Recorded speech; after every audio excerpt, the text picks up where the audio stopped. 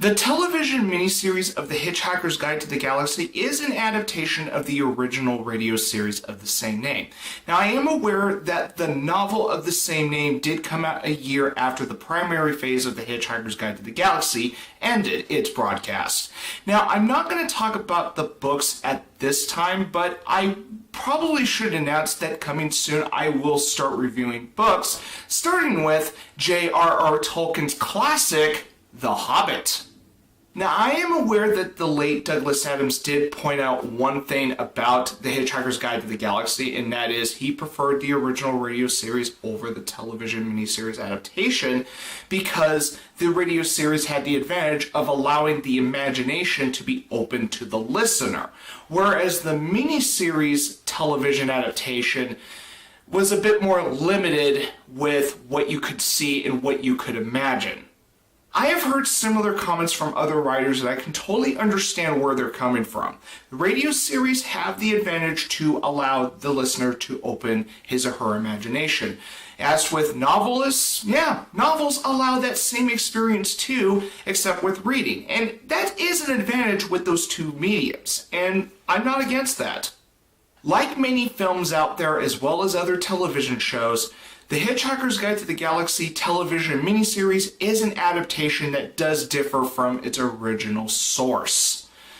And that is typical show business because usually there are many books that get adapted into film, so get used to it. And not to mention, not many people complain about this sort of thing anyway. Now, before you experience the television miniseries of The Hitchhiker's Guide to the Galaxy, you do need to keep in mind that this show was made back in 1981, and you also need to keep in mind that the budget was very low during the production of this television miniseries. Considering that the series in general is quite odd and quirky, I do think the low-budget effects for the television miniseries of The Hitchhiker's Guide to the Galaxy actually benefits the type of show that this series is setting out to be. I cannot deny that the effects in this television miniseries is dated, but don't panic. I do think that the low-budget effects in the television miniseries of The Hitchhiker's Guide to the Galaxy works to this show's advantage, and I do think it is the charm of the television miniseries of The Hitchhiker's Guide to the Galaxy. Sure, Zaphod Beeblebrox's second head does look kind of goofy in the effects department, but I do think that goofy second head actually fits his personality very well. The visual effects of this version of The Hitchhiker's Guide to the Galaxy will take a little getting used to. Now, if you can tolerate the visual effects of this caliber, as well as the visual effects of classic Doctor Who in the 1980s, this shouldn't be a problem.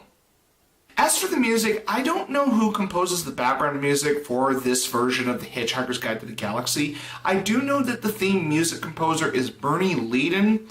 But as for the theme song from the original radio series, Journey of the Sorcerer, it makes a return for this television miniseries adaptation. Although it does sound a little different, but it's the same theme that fans know and love. As for the overall acting, most of the cast from the original radio series reprise their roles in the television miniseries, save for Ford Prefect, who is played by David Dixon, who is my favorite portrayal of the character. In the original radio series, Trillian was played by Susan Sheridan. In the television miniseries adaptation, she is played by Sandra Dickinson instead. Now, some people might prefer Susan Sheridan over Sandra Dickinson, but I actually don't mind the actress swap from here and there because I kind of like both of them for specific reasons. Now, I can understand if Sandra Dickinson was a little too squeaky for some audiences with her character Trillian.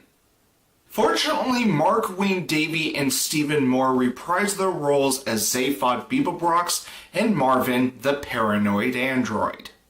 Oh, and for those that have not experienced the television miniseries of The Hitchhiker's Guide to the Galaxy, here's a little fun fact for you. David Prowse, the man behind the suit of Darth Vader in, of course, Star Wars, as well as Peter Davison, the man that played the Fifth Doctor in Doctor Who, both have a cameo in the 5th episode of this television miniseries. I won't tell you exactly what the cameos are, I'll let you find out for yourself. But I felt like I would share that fun fact with you in case you're interested in whatever cameos are in this series. When it comes to the characters, nothing was changed when it came to this adaptation of the original radio series. So, like the original radio series, they play out exactly the same way in this television miniseries adaptation. When it comes to the plot, this version of The Hitchhiker's Guide to the Galaxy is extremely faithful when it comes to adapting the primary phase of the original radio series.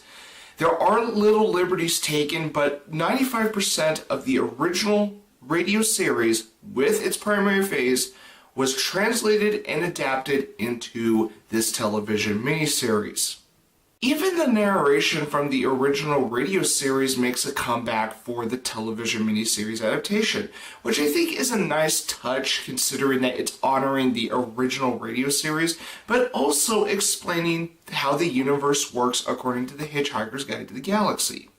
When compared to the primary phase of the Hitchhiker's Guide to the Galaxy, this miniseries has little changes to the plot. Overall, like the original radio series, The Hitchhiker's Guide to the Galaxy is still original, unique, quirky science fiction comedy gold. Even with its low budget, it does not detract from the intention that The Hitchhiker's Guide to the Galaxy was going for. And this is still an enjoyable experience whether you listen to the radio series or watch this television mini-series. Because these characters still play out the same, and the plot still remains wacky as ever. I am gonna give the television miniseries of The Hitchhiker's Guide to the Galaxy a 10. If you like this review, feel free to hit the like button, and if you want to follow my channel, please feel free to hit the subscribe button. And as always, you're welcome to leave me a comment if you feel so inclined. And thank you for watching my review of the television miniseries of The Hitchhiker's Guide to the Galaxy. And I will see you in the next review. Also, about them towels, how the hell are these things considered lifesavers? I mean, look at Fort Prefect. He's wearing a towel, and clearly he is not a perfectly safe penguin. Ah, fuck this. I'm gonna take a shot and get the hell out of here. Ow!